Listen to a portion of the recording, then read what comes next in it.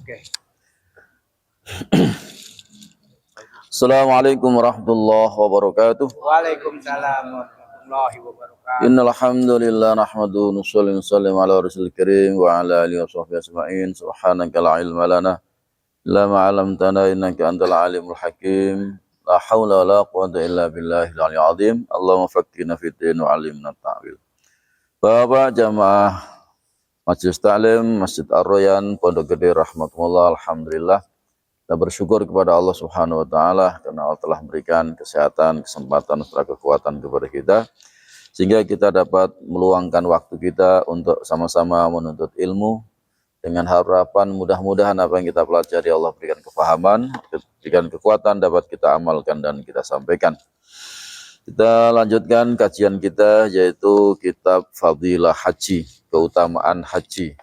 Dengan kita mempelajari haji, mudah-mudahan Allah Subhanahu wa taala berikan kemampuan untuk bisa berhaji bagi yang belum dan berhaji lagi bagi yang sudah berhaji berkali insyaallah.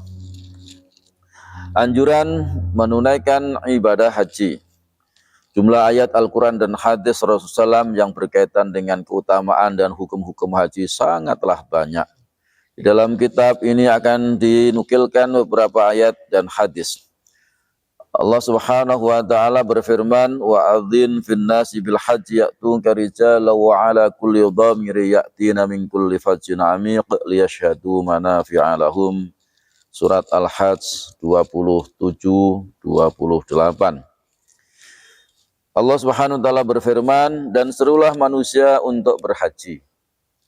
Allah berfirman, serulah manusia untuk berhaji. Mereka datang kepadamu dengan berjalan dan berkendaraan unta yang telah kurus.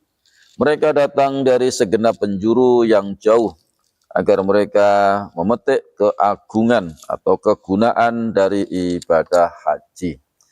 Jadi ayat ini menunjukkan bahwa Allah Subhanahu wa taala wajibkan kita untuk memenuhi undangan haji karena diserukan.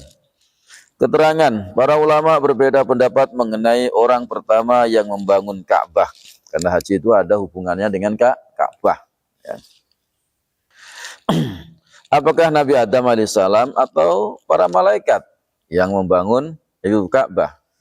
Sehingga sebagian ulama mengatakan bahwa penciptaan bumi bermula dari tempat berdirinya Ka'bah sekarang ini. Ya, jadi permulaan diciptakannya bumi ini yaitu dari tempat berdirinya Ka'bah sekarang ini. Maka dikatakan Al-Ka'batu wasatul bilad.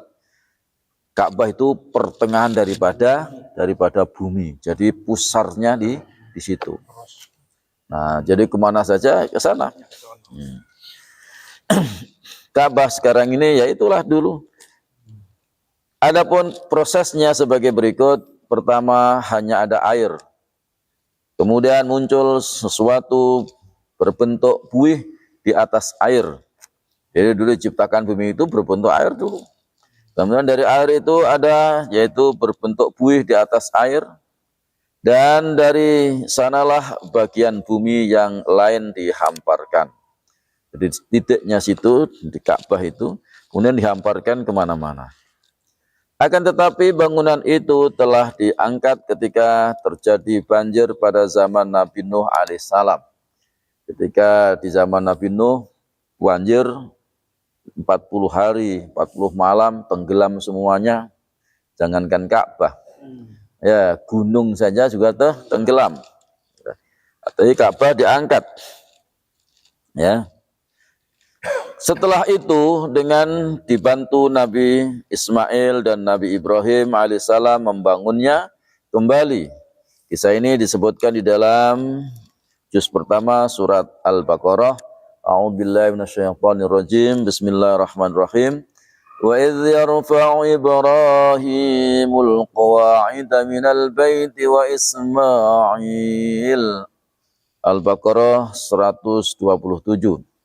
Dan ingatlah ketika Ibrahim meninggikan atau membina dasar-dasar, membangun dasar-dasar Baitullah beserta putranya Ismail. Jadi setelah itu terus dibangun lagi. Di dalam ayat sebelumnya telah diterangkan bahwa Allah Subhanahu wa taala telah menunjukkan kepada Nabi Ibrahim alaihissalam bekas Baitullah. Jadi Allah kasih tahu. Kalau nggak dikasih tahu di mana? Ya, karena dari zaman Nabi Nuh sampai zaman Nabi Ibrahim itu cukup lama juga. Kali kasih tahu, ini loh Ibrahim tempat titiknya dulu Ka'bah di situ. Dan atas perintah Allah Subhanahu wa taala Nabi Ibrahim alaihissalam membangun kembali Ka'bah. Dalam sebuah hadis disebutkan bahwa ketika Allah Subhanahu wa taala menurunkan Nabi Adam alaihissalam dari surga, dia juga menurunkan rumahnya bersama Nabi Adam alaihissalam. Jadi turunkan itu Nabi Adam serta diturunkannya itu Ka'bah, rumah Allah. Dan berfirman, wahai Adam, aku menurunkan rumahku bersamamu. Lakukanlah tawaf di sekelilingnya sebagaimana tawaf dilakukan di sekeliling arasku. Dan kerjakanlah solat menghadap ke arahnya, ke Ka'bah sebagaimana solat dikerjakan menghadap ke arah arasku. Jadi para malaikat-malaikat juga pada ibadah di aras Allah Subhanahu wa taala, maka Allah Subhanahu wa taala yaitu bangunkan Ka'bah serta Nabi Ibrahim Nabi Adam diturunkan, kemudian juga diturunkan itu Ka'bah supaya tawaf di rumah Allah dan juga sholat menghadap ke rumah Allah sebagaimana orang-orang di langit sana menghadap ke aras. Kemudian ketika terjadi banjir besar pada zaman Nabi Nuh alaihissalam, rumah itu telah diangkat. Setelah itu para nabi melakukan tawaf di tempat itu walaupun sudah tidak ada bangunannya lagi. Jadi banjir diangkat, nggak ada, tapi bekas tempatnya itu para nabi melakukan tawaf di situ walaupun tidak ada Ka'bahnya kan diangkat. Barulah setelah itu Allah Subhanahu wa taala memerintahkan kepada Nabi Ibrahim alaihissalam untuk membangun Baitullah, Ka'bah. Dan Allah Subhanahu wa taala sendiri yang menentukan tempatnya. Ya, yang menentukan tempatnya, inilah tempat-tempatnya. Hadis yang lain menyebutkan bahwa ketika Nabi Ibrahim alaihissalam menyelesaikan pembangunan Baitullah, beliau melaporkannya kepada Allah Subhanahu wa taala. Lalu Allah Subhanahu wa taala menyuruhnya supaya menyeru manusia agar menunaikan ibadah haji. Sebagaimana telah dijelaskan dalam ayat di atas, ketika menerima perintah seperti itu, Nabi Ibrahim alaihissalam berkata, wahai Allah, bagaimana mungkin suaraku bisa sampai kepada mereka? Allah Subhanahu wa taala menjawab, menyampaikan suaramu kepada mereka adalah tanggung jawabku. Jadi bukan, yang penting kamu suarakan, panggil aja, wa'adhin finnas, panggil tuh manusia-manusia supaya haji. Nanti yang menyampaikan itu aku, ya. Nabi Ibrahim alaihissalam pun menyeru manusia sehingga semua yang berada di antara langit dan bumi mendengarnya. Tuh kan. Kenapa? Yang menyampaikan adalah Allah. Hari ini, ya. Bahkan suara radio bisa sampai dari satu negeri ke negeri yang lain. Tuh. Manusia aja bisa. Sekarang apalagi TV. Ya, di sana Amerika sampai sini sekejap nyampe. Telepon juga dari Mekah ke sini juga nyampe.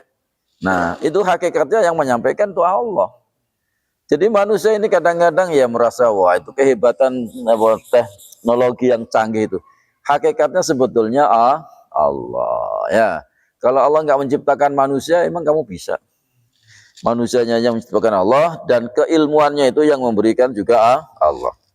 Ya, jadi sekarang sudah nggak aneh lagi, ya. Apalagi itu Nabi Ibrahim menyeru supaya orang-orang itu melaksanakan ibadah haji. Maka sampailah dari langit dari sana sampai ke bumi semuanya mendengarkannya, ya. Dengan apa? Dengan suaranya Nabi Ibrahim itu tadi Allah sampaikan. Hadis yang lain menyebutkan bahwa seruan Nabi Ibrahim alaihissalam didengar oleh semua orang. Dan semuanya mengucapkan labbaik, yang artinya aku datang, aku penuhi panggilan. Dan labbaik inilah yang diucapkan oleh jamaah haji setelah ihram.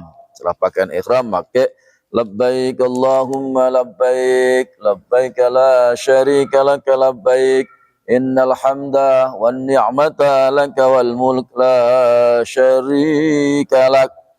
Jadi setelah pakai ihram mengucapkan labbaik. Orang yang ditakdirkan oleh Allah Subhanahu wa taala untuk menunaikan ibadah haji, ketika mendengar suara seruan itu akan menjawabnya dengan ucapan labbaik. Kalau orang dulu waktu di alam roh dia jawab labbaik, ya, dia kayak akan datang. Hadis yang lain menyebutkan bahwa barang siapa yang mengucapkan labbaik pada waktu itu, baik ia sudah lahir ke alam dunia ataupun masih di alam roh, ia pasti akan menunaikan ibadah haji. Ya. Di dalam hadis yang lain disebutkan bahwa barang siapa mengucapkan labbaik satu kali pada waktu diseru, ketika Nabi Ibrahim menyeru, ya wa'adzin finnas, ya, manusia, pergilah kamu untuk ibadah haji, kita jawab labbaik sekali, ya, maka ia akan menaikkan haji sekali. Kalau kita jawabnya dulu sekali, ya sekali. Mungkin Pak Bim baru sekali kali ya. Ya. Dan barang siapa yang mengucapkan dua kali labbaik, labbaik dua kali, dia akan berangkat haji dua kali. Dan barang siapa yang mengucapkan labbaik ya banyak berkali-kali, maka dia akan menunaikan ibadah haji berkali-kali. Kalau dia ya dulu waktu masih di alam roh, kita menjawabnya labbaik, labbaik, labbaik berkali-kali, berarti dia akan berkali-kali ke Mekah. Ya, ke Mekah. Karena sesuai dengan kita menjawabnya. Ya, mudah-mudahan kita juga mungkin belum, ya, jawaban kita banyak, mungkin baru sekali dua kali ke Mekah. Ya. Ya, dan alhamdulillah mungkin barangkali saya dulu sering mengucapkan labbaik, labbaik, labbaik gitu ya. Akhirnya saya sering-sering ke Mekah. Ya, tanggal 6 Agustus nanti saya ke Mekah lagi. Ya, kemudian 17 November insya Allah ada jadwal ke Mekah lagi. Mungkin ya dulu banyak berkali-kali jawab labbaik Allahumma labbaik labbaik. Ya, alhamdulillah. Padahal kita nggak nyangka kalau kita bisa berkali-kali ke Baitullah. Ya. Jadi udah berapa kali? Sekali, berarti dulu waktu jawabnya sekali itu ya. Sekali ya. Padahal kalau masih ada kontrakan yang lebih, ada rumah yang lebih di luar dipakai, ada tanah yang di luar pakai, itu sebetulnya itu panggilan-panggilan semuanya. Cuma ada yang dipanggil ada bandel. Ya. Kalau yang nggak bandel, wah ini jual lah, ini ya rumah yang dipakai untuk haji, kan datang ini panggilan. Ya, kemudian ada lagi kontrakan yang lebih banyak-banyak itu ya dijual lagi. Untuk apa? Untuk memenuhi panggilan. Nah gitu. Iya janji, iya. Jadi tanah jual untuk memenuhi panggilan haji ataupun umroh, rumah dijual. Kalau yang lebih artinya yang lebih daripada kita tempati. Kita sudah punya satu rumah, kok punya rumah lagi, yang satu lagi jual untuk memenuhi panggilan haji ataupun umroh. Nah, ya. Kemudian ada lagi tanah di mana-mana, di sini ada, sana aja jual. Kenapa? Karena itu adalah panggilan haji, panggilan umroh. Jadi kalau dipanggil itu artinya sudah dibiayai oleh Allah, sudah dikasih modal oleh Allah, tapi kita kadang-kadang bandel, nggak mau menjual, sehingga apa? Akhirnya nggak haji-haji. Akhirnya nggak umroh-umroh. Nah nanti kita akan kena hukum setelah nanti. Insya Allah ada ancaman. Pernah berangkat haji sendiri. Iya. Dulu yang berangkat itu siapa? Kakaknya, bapaknya Pak Haji Abu Hasan. Wah, harus berangkat sendiri itu. Ya. Ya. Jadi alangkah bahagianya ketika kita masih di alam ruh itu, kita menjawabnya, mengucapkannya labbaik Allahumma labbaik, berkali-kali, berulang-ulang kali, maka dia akan melaksanakan ibadah haji dan umrah itu berkali-kali. Mudah-mudahan kita diberikan oleh Allah Subhanahu wa taala untuk dimampukan melaksanakan ibadah haji dan umrah. Karena ibadah haji dan umrah itu sesungguhnya pertama menghilangkan kefakiran, yang kedua menghilangkan dosa-dosa kita. Kita nggak mau dosa kita diampuni oleh Allah, dihilangkan dengan haji dan umrah. Maka insya Allah nanti ya November berangkat lagi, ya daftarkan diri untuk bisa melaksanakan umroh lagi. Wallahu alam bisawab. Tiap keliling terus tiap hari keliling Masjid Ar-Royan tawaf, tapi nggak berangkat. Cuma teori terus, prakteknya belum. Praktekkan dulu tiap pagi habis ngaji keliling lagi mengelilingi ke masjid. Ya, tawaf di Masjid Ar-Royan setiap pagi. Tapi belum dipraktekkan. Maka insya Allah niatkan nih. Niat ya. Niat itu yang simpanan emasnya, kalung, gelang, ya jual semuanya. Ya, itu apa? Untuk ibadah haji dan umrah. Baik, mari sama-sama kita tutup dengan kalimat la ilaha illallah. La ilaha illallah. La ilaha illallah. Muhammadur Rasulullah sallallahu alaihi wasallam kalimatul haq. Alaiha nahya wa alaiha namut wa biha nubas insyaallah taala minal aminin. Birahmatillah wa karamihi innallaha malaikatahu yusholluna 'alan nabi ya ayyuhalladzina amanu shallu 'alaihi wa sallimu taslima. Allahumma shalli 'ala Muhammad wa 'ala ali Muhammad. Subhanakallahumma wa bihamdi subhanallah asyhadu an la ilaha illa anta astaghfiruka wa atubu ilaik. Assalamualaikum warahmatullahi wabarakatuh.